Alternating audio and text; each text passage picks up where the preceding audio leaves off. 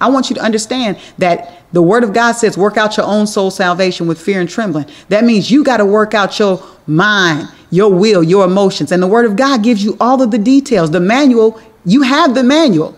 It's about picking up the manual so that when these people come to put these heavy burdens on you and to bind you up with all these burdens, with tithes, with stuff under the law, with all these man-made bylaws and these man-made rituals, you know, the tradition of the elders is what they had, the oral traditions, all that garbage. When they come with all of that, you can be free because you know the truth, because you're in a relationship. You said, here's this set boundary for my relationship with the Father.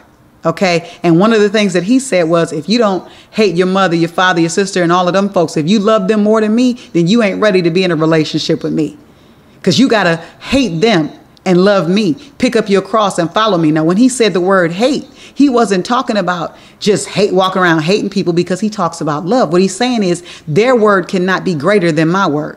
See, when Abraham was to leave where he was, this is what God told him. He said, Abraham, I'm getting ready to take you from here, from the country that you do know, this place that you do know, where all your people are at, where all your family is. And I'm going to take you to a land that you don't know anything about. Well, see, understand this. When God starts talking about what he wants you to do, there are always going to be other voices.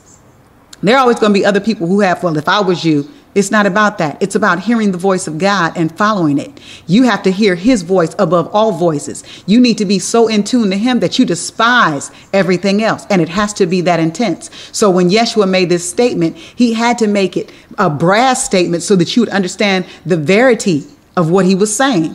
You got to hate them to love me. In other words, they cannot be more important than what I'm saying to you. They cannot be more important than what the Father is saying to you, more important than what this word says to you. It cannot be. Everything else, you have to despise that in order to love me the way you should. It's just like in a relationship. If this guy used to be a player and he gets married and he's telling this woman, you know, I love you with all my heart and I'm rejecting and I'm getting rid of everything else well, she's expecting that this guy's going to despise and hate everything else that he was used to or accustomed to. And he's going to cling to her. He's going to love her as he said he's going to love her. But see, that takes him denying everything else, despising everything else, because see, he used to love all that. He used to want all of that. But now he has to hate that in order to love her. You understand what I'm saying? Verse 23 in Matthew chapter 23 says, woe unto you, scribes and Pharisees. We're dealing with the scribes still. Hypocrites, for ye pay tithe of mint and anise and cumin and have omitted the weightier matters of the law. Now, I want you to understand something. Because in today's society, you remember I was just talking about the tithe, the special offerings and all that special stuff that they like to still burden you with. Well, understand this. God is not demanding anything from you. He's given the parameters for the relationship, and he's made that parameter love. So if you love, there are things that you will do because you love. So it's no longer a thing of I'm demanding you to do this or that. Understand that a lot of the things that were under the law, that stuff was for the children of Israel, for the nation of Israel. It was not for you today. Now, there are a lot of things that you can learn, and the examples, a lot of examples you can get to live a good life.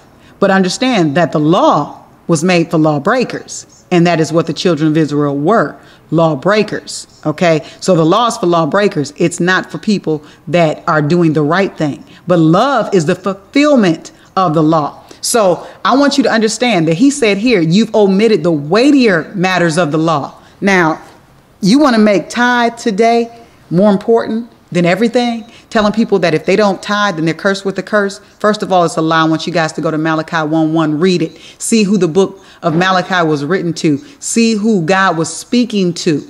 He was speaking to the children of Israel and to the priests of that day. OK, and that's who that letter was written to. It had absolutely nothing to do with you right now, here today. Yeshua was the fulfillment of the law, period. So we don't have that anymore. That's why we don't sacrifice bulls and goats and all of that stuff anymore, because the law is past. That is past. We're in the new covenant. We're in a new covenant, and that covenant has to do with love. It's all been boiled down to that one word. And if you understand that one word, loving the Lord your God with all your heart, with all your soul, with all your might, and loving your neighbor as yourself, if you understand love, then everything else is covered. So here he says you are omitting You have omitted. See, they teach a bunch about tithes and how many offerings you're supposed to give. But the weightier matter is judgment, mercy, and faith. Where's the love? See, it all goes back to that. Righteous judgment, giving mercy, faith. These ought ye to have done and not to leave the other undone. You follow what I'm saying? So these are the weightier matters of the law. So you guys forgot all about that. You showing that you can pay the tithe down to the to herbs. Okay, great.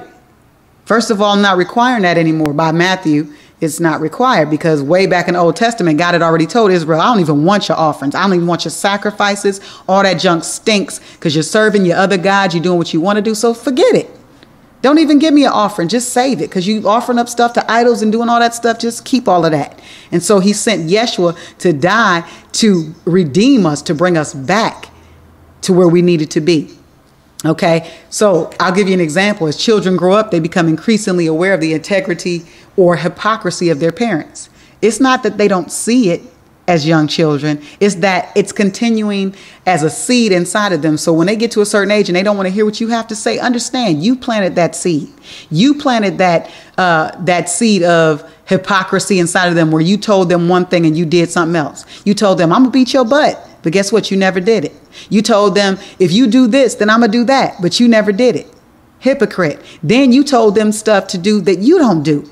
You know, it's like that whole thing that we were talking about in the beginning. Do what I say, not what I do.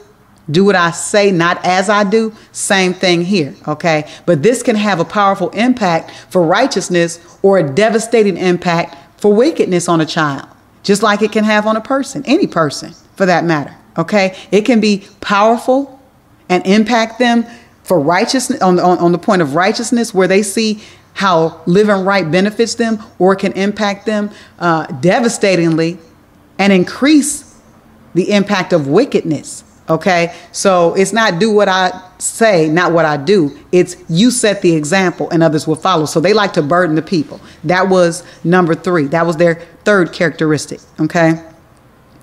The one thing I wanted to say to you was that this was one of the statements that Yeshua made in Matthew chapter 11, verses 28 and 30. He said this. So I want you to understand they have their things that they like to burden people with, but those are heavy burdens. OK, I need you to do this. If you do this, if you jump over the pew backwards and then jump back over forward, then you'll be saved. If you get baptized, you speak in tongues. Matter of fact, we're going to teach you 50 prayer languages and you need to speak in all 50 in order to be fully born again. If you do this, if you do that, it's always about if you do, if you do.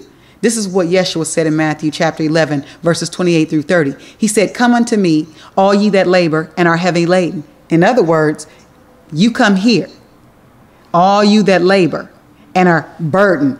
You know, everybody that's under that burden that man is putting on you, you weighed down, and I will give you rest. He said this, take my yoke upon you and learn of me.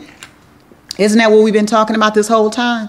Through this whole series, Exposing the Lies of Religion, what it boils down to at the end of the day is you learning of him. Take my yoke. In other words, don't worry about what everybody else is saying, because what they're saying is a heavy burden. They're putting burdens on you that you're not able to bear. Take my yoke upon you and learn of me. Guess why? For I am meek and lowly of heart, and ye shall find rest to your souls. For my yoke, let me tell you about my yoke. This is Yeshua. He's saying, let me tell you about my yoke. It's easy. See? And my burden is light. What I'm going to give you to carry is a light thing. This thing that I'm going to put around your neck, it's not difficult. It's an easy thing. It's not a hard thing.